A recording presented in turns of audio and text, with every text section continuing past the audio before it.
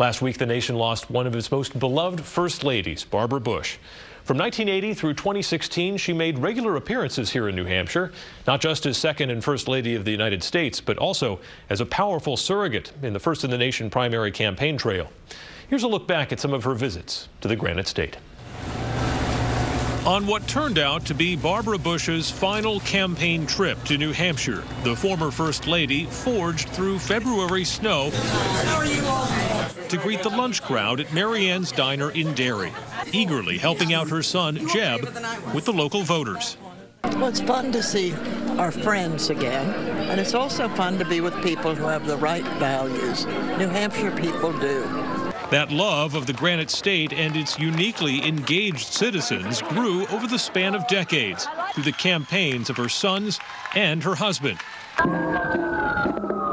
She came here in the 80s, marching in parades and going to fairs. It paid off. In 1988, the Bushes won the White House. Former Chief of Staff John Sununu, a key player in that primary election, says Barbara helped people see George H.W. Bush in a different light. One of the concerns that you might have as a political advisor to a George Bush running for president is that he came from, if you will, the elite families of Connecticut. His father had been a senator.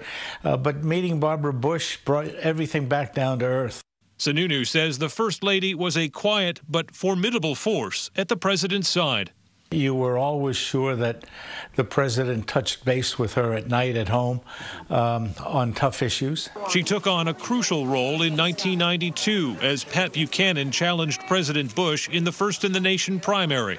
The First Lady made a series of campaign trips to New Hampshire, deploying her own popularity to try to give the president a boost.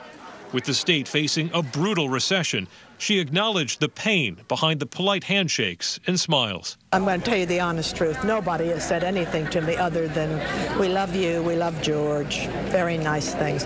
But I know what they're feeling, and I know what they're going through. Perhaps then Governor Judd Gregg put it best, summing up the First Lady's appeal to the people of New Hampshire. She's just a very genuine person who personifies a lot of the things that we think are good about America. Barbara Bush was 92 years old.